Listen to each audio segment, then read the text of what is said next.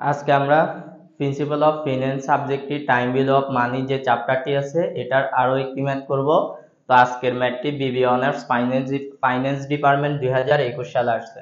তো এখানে আমাদের প্রশ্নে লেখা আছে you are considering purchase of an apartment at Gulshan costing টাকা 50 লাখ, ইউ হ্যাভ 3 অফার্স।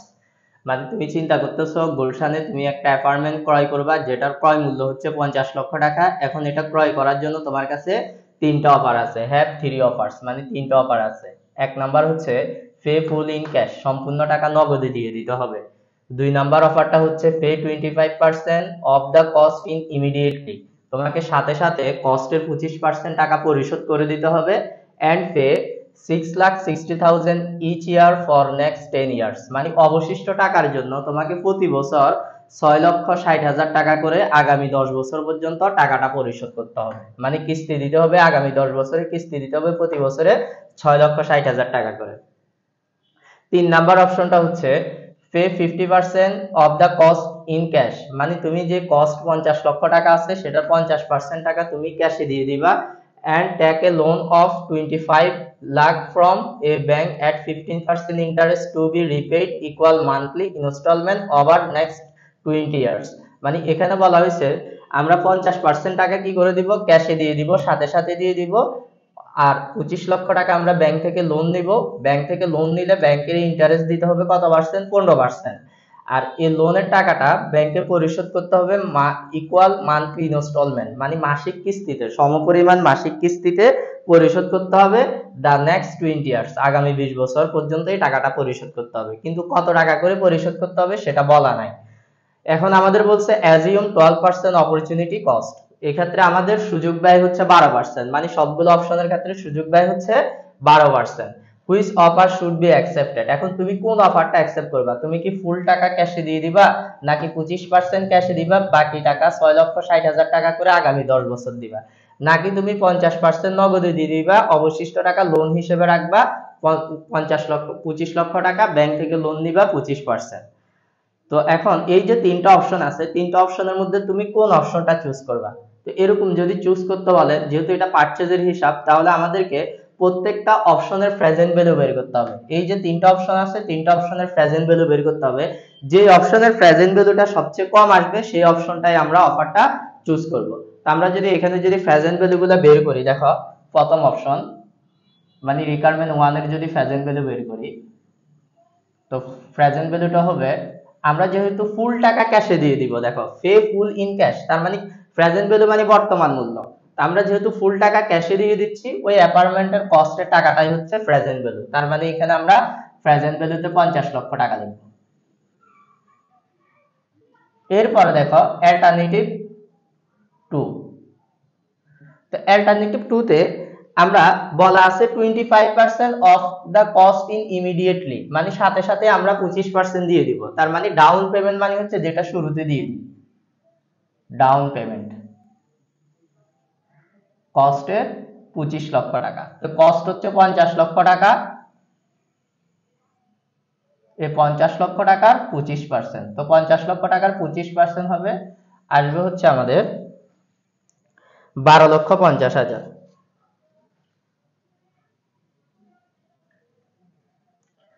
তা আমরা 12,50,000 টাকা ক্যাশে দিয়ে দিচ্ছি। আর অবশিষ্ট টাকার জন্য দেখো and pay 6,60,000 each year for next 10 years, অবশিষ্ট টাকার জন্য আমাদেরকে আগামী 10 বছরে প্রতি বছরে 6,60,000 টাকা করে পরিশোধ করতে হবে। তো প্রত্যেক বছর যে 6,60,000 টাকা করে আগামী 10 বছর পর্যন্ত পরিশোধ করব, সেটা প্রেজেন্ট ভ্যালুটা এখন বের করতে হবে। যেহেতু এটা কিস্তির টাকা, কিস্তির বর্তমান মূল্য বের করার সূত্র ইউজ করব। তো কিস্তির বর্তমান মূল্য বের করার সূত্র হচ্ছে a 1 minus 1 plus i whole power n divided by i, এটা হচ্ছে কিস্তির বর্তমান মূল্য বের করার সূত্র। এখন কিস্তিটা যদি শুরুতে হয় তাহলে এখানে আবার 1 প্লাস আই আসবে, যেহেতু আমাদের কিস্তি শুরুতে বা শেষে কোনো কিছু বলা নাই, শুধু ইচ ইয়ার বলা আছে, কোনো কিছু নরমালি কোনো কিছু বলা না থাকলে আমরা কিস্তিটা শেষে ধরে নিব, তো শেষে ধরে নিলে এখানে 1 প্লাস আইটা আসবে না। তো কিস্তির টাকা কত, আমরা প্রত্যেক বছর কত টাকা করে পরিশোধ করব, 6,60,000 টাকা করে, তার মানে এখানে এর মান হচ্ছে 6,60,000 টাকা। এরপরে দেখো 1 মাইনাস 1 প্লাস আই। আই মানে হচ্ছে সুযোগ ব্যয় রেটটা, ওই প্রশ্নে যে সবার শেষে অপরচুনিটি রেট দেওয়া আছে, এটা হচ্ছে আর এর মান বা আই এর মান। তো এন হচ্ছে এই যে 6,60,000 টাকা করে পরিশোধ করব, কয় বছর পরিশোধ করব? নেক্সট 10 ইয়ার্স, মানে আগামী 10 বছর। এই জন্য এন এর মান হবে 10। এরপর আই এর মান। তো এটাকে যদি আমরা এখন ক্যালকুলেশন করি, এটা সবাই ক্যালকুলেটর একসাথে করে ফেলবো, আশা করি এটা সবাই করতে পারবা। তো এটাকে যদি আমরা ক্যালকুলেশন করি, এটার মান আসবে হচ্ছে আমাদের, কিভাবে করবো আমি একটু বলি।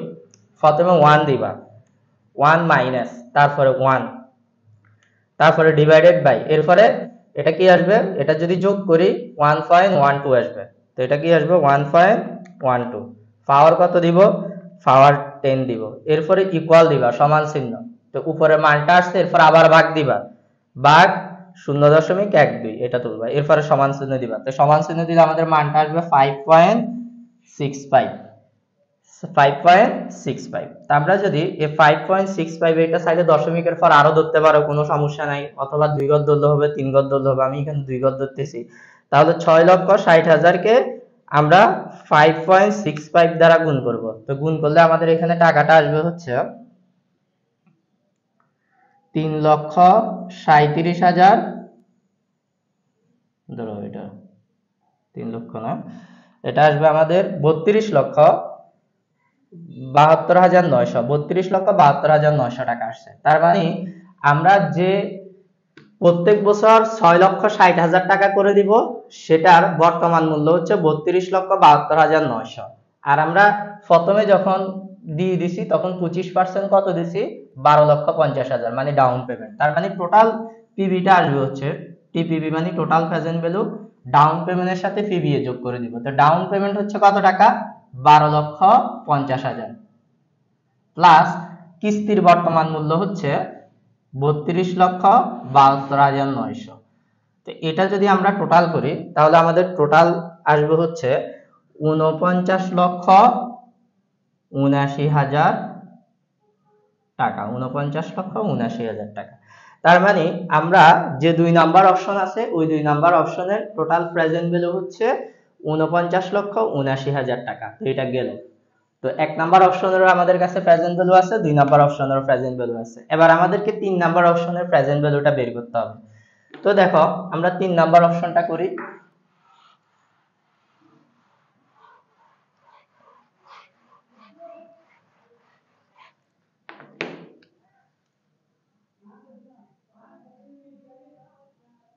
তো অপশন 3 এ আবার ডাউন পেমেন্টটা বের করে নিব। ডাউন পেমেন্ট মানে যেটা সাথে সাথে ক্যাশে দিয়ে দিচ্ছি, সেটাকে বলা হয় ডাউন পেমেন্ট। তো অপশন 3 এ বলা আছে pay 50% of cost in cash, মানে কস্টের 50% আমরা ক্যাশে দিয়ে দিব। তো কস্ট হচ্ছে 50 লক্ষ টাকা, 50 লক্ষ টাকার 50%, তাহলে এটা আসবে 25 লক্ষ টাকা। এরপরে বলা আছে and take a loan of টাকা 25 লাখ, এখানে 25, এখানে শূন্য আরেকটা হবে, 25 লাখ ফ্রম এ ব্যাংক, মানে ব্যাংক থেকে আমরা 25 লক্ষ টাকা লোন নিছি at 15% interest to be repaid equal monthly installment over next 20 years. এখন ব্যাংক থেকে যে আমরা 25 লক্ষ টাকা লোন নিলাম 15% সুদে, এখন কিস্তি কত টাকা করে দিতে হবে সেটা বলা নাই, তবে কিস্তিটা মান্থলি ইকুয়াল ইনস্টলমেন্ট বলা আছে, ইকুয়াল মান্থলি ইনস্টলমেন্ট বলা আছে, মানে মাসিক কিস্তি দিতে হবে, কিন্তু কিস্তি কত টাকা দিতে হবে সেই জিনিসটা বলা নাই। তার মানে আমাদেরকে আগে কিস্তির টাকাটা বের করে নিতে হবে। আর আমরা জানি লোনের টাকা সবসময় প্রেজেন্ট ভ্যালু, তো কিস্তির টাকা যেহেতু বের করব, প্রেজেন্ট ভ্যালুর কিস্তির সূত্র ইউজ করব। তো দেখো প্রেজেন্ট ভ্যালুর কিস্তির সূত্র হচ্ছে a present value is equal to a 1 minus 1 plus i whole power n। আর এখানে যেহেতু আমাদের প্রশ্নে মান্থলি ইনস্টলমেন্ট বলা আছে, তার মানে এখানে মাসিক কিস্তি যেহেতু দিচ্ছি, এখানে সূত্রতে একটা m আসবে, i এর নিচে m ভাগ হিসেবে বসবে, আর n এর সাথে m গুণ হবে। যদি চক্রবৃদ্ধি বছরে একের অধিকবার হয়, তাহলে i এর নিচে m ভাগ হিসেবে বসবে, n এর সাথে m কি হয়ে যায়, গুণ হয়ে যায়। এখানেও সেম একই ভাবে কাজ করতে হবে। তো দেখো এখানে আমরা কিস্তির টাকা বের করব। তো প্রেজেন্ট ভ্যালু হচ্ছে লোনের টাকাটা, তো লোন নিছি কত টাকা, 25 লক্ষ টাকা, তো এখানে 25 লক্ষ টাকা বসবে। তো এর মান বের করব আমরা, এর মান থাকবে তো এখানে দেখো 1 মাইনাস 1 প্লাস আই মানে হচ্ছে এখানে আমাদের ওই যে লোনের রেট, ইন্টারেস্ট রেট কত পার্সেন্ট? 15%। তো এখানে এম মানে যেহেতু মান্থলি ইনস্টলমেন্ট বলছি মাসে একবার, তাহলে এক বছরে কয়বার? 12 বার, কারণ এক বছরে 12টা মাস, এই জন্য এম এর মান হবে 12। আর এই টাকাটা কয় বছরে পরিশোধ করতে হবে? নেক্সট 20 ইয়ার্স, মানে আগামী 20 বছর। এন এর মান 20 ইন্টু এম হচ্ছে 12। এরপরে দেখো আবার আই এর মান 15, এম এর মান 12।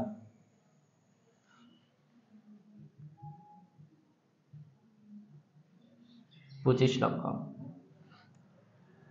এখন এই জিনিসটাকে ক্যালকুলেট করার জন্য আমাদেরকে যে জিনিসটা করতে হবে, আগে 1 মাইনাস 1 লিখব, 1 প্লাস, এখন আমরা কি করব এখানে এই যে 1/0.15 এটাকে 12 দ্বারা ভাগ করব। তো 12 দ্বারা ভাগ করলে এটা আসবে হচ্ছে 0.125। এরপর এটার সাথে যদি গুণ করি 12 দুগুণা 24, মানে 240 আসবে। সেম ভাবে এটাকেও নিচে যদি ভাগ করি 0.125 আসবে। এখন দেখো 25 লক্ষ। এখন এই জিনিসটা আমরা একসাথে ক্যালকুলেট করে ফেলবো। প্রথমে ক্যালকুলেটরে 1 দিব, এরপরে মাইনাস, আবার 1 দিব, এরপরে ভাগ চিহ্ন দিব। ভাগ চিহ্ন দেওয়ার পরে এটার সাথে যদি যোগ করি এটা কত আসবে? 1.125 আসবে, 1.125। আচ্ছা, এখানে একটা 0 পয়েন্ট ছিল, এটা দাঁড়াও, এটা আসবে আমাদের ভাগ করার পর, এটা 0.0125 আসছিল। তার মানে এখন আমরা যদি এটা যোগ করি, মানে এটাকে যখন 0.15 কে 12 দ্বারা ভাগ করছি 0.125 আসছে, মানে 0.125 আসছে। তো এখন আমরা 1 এর সাথে 0.125 যদি যোগ করি, তাহলে আবার দেখাচ্ছি, প্রথমে 1 তুলবা, 1 এর পর মাইনাস সাইন দিবা, তারপর আবার 1 তুলবা, এরপরে ভাগ চিহ্ন দিবা। ভাগ চিহ্ন দেওয়ার পর এটা যোগ করলে আসবে এটা 1.0125। এরপরে এখানে পাওয়ার দিবা হচ্ছে 240, এরপরে সমান চিহ্ন দিবা, এরপরে আবার ভাগ আছে, ভাগ দিবা আবার, এরপরে আবার 0.0125 দিবা। তো এটা আসবে হচ্ছে আমাদের 75.942। তো এখন দেখো এই পাশে গুণ অবস্থায় আছে, তাহলে এই যে 25 লক্ষ আছে, এই 25 লক্ষকে 75.942 দ্বারা ভাগ করব। তো আমাদের এর মান আসবে হচ্ছে 25 লাখ ভাগ 75.942। তো এটাকে যদি ভাগ করি এটা আসবে আমাদের হচ্ছে 32,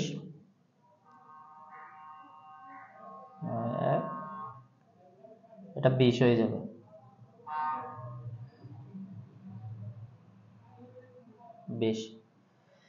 তো দেখো আমাদের এর টাকা আসবে হচ্ছে 32,920। তার মানে আমরা মাসিক কিস্তি দিতে হবে 32,920। এই 32,920 টাকা করে যে কিস্তি দিব, এখন সেটার ক্ষেত্রে আমাদের এই যে অপরচুনিটি রেট কত পার্সেন্ট আছে? 12%। এখন অপরচুনিটি রেট দিয়ে সেটার প্রেজেন্ট ভ্যালুটা বের করতে হবে। দেখো এখানে আমাদের কিস্তির টাকা দেওয়া ছিল না, এই জন্য আমরা কিস্তির টাকা বের করছি।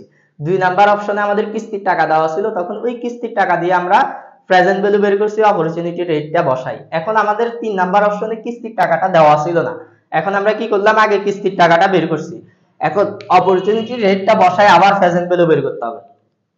তো প্রেজেন্ট ভ্যালু যখন আমরা বের করব, তখন আমাদের কিস্তির টাকা বসবে হচ্ছে 32,920। তার মানে আমরা আবার কিস্তির টাকা বের করব। সেম সূত্র এটাই থাকবে, যেহেতু কিস্তি মাসিক দেওয়া থাকবে, এখানে সূত্র যেভাবে লিখছি সেম এভাবে লিখবো। তো এখানে এখন আমরা কিস্তি বসাবো হচ্ছে 32,920। এখন 1 মাইনাস 1 প্লাস আই বসবে এবার অপরচুনিটি রেট। অপরচুনিটি রেট হচ্ছে কত পার্সেন্ট? 12%, মানে 0.12। আর এম এর মান হবে 12। আর যেহেতু কিস্তিটা আগামী 20 বছর বসাবো, এন এর মান 20, এম এর মান 12। এরপর আবার আই এর মান 12, এম এর মান 12। তো এটাকে এখন আমরা ক্যালকুলেশন করব।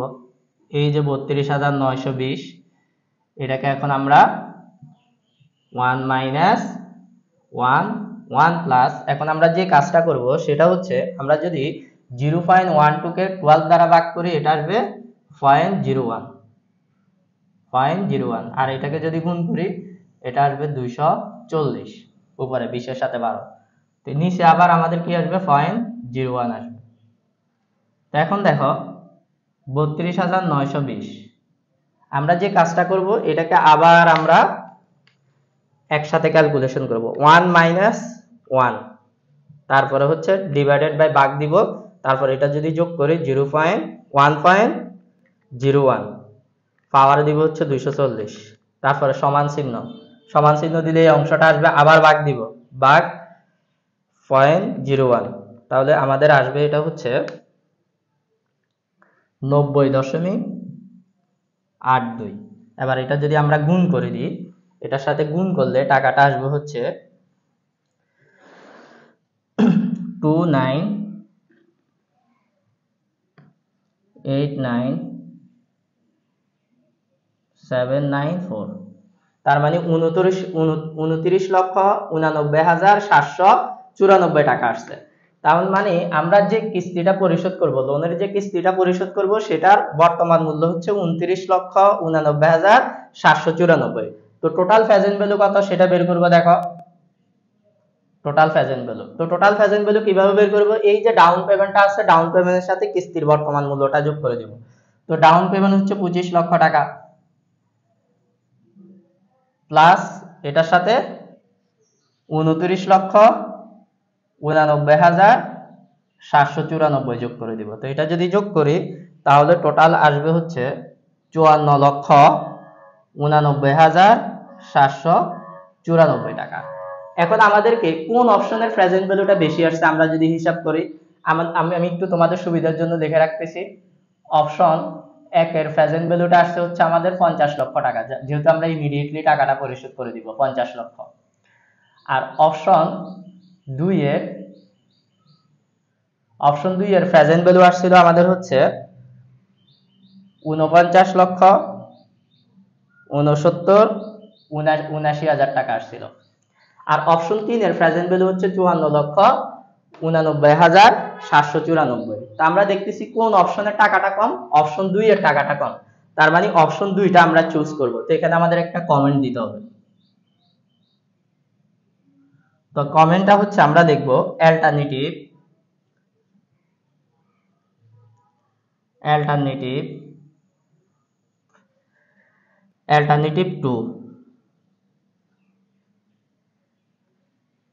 alternative 2 should be accept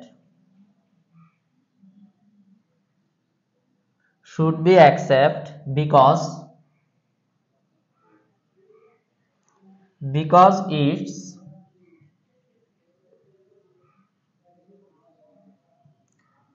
present value is lowest। তার মানে আমরা অল্টারনেটিভ 2 নাম্বার অল্টারনেটিভটা চুজ করতেছি, সেটার কারণ হচ্ছে আমাদের 2 নাম্বার অল্টারনেটিভের প্রেজেন্ট ভ্যালুটা কম, এজন্য আমরা 2 নাম্বার অল্টারনেটিভটা চুজ করতেছি। তা আশা করি তোমরা সবাই ম্যাথটা বুঝতে পারছো। তারপরে যদি তোমাদের মধ্যে কারো কোনো প্রবলেম থেকে থাকে কমেন্ট করে জানাবা। আজকের মতো এতটুকুই, সবাই ভালো থাকবা ও আল্লাহ হাফেজ।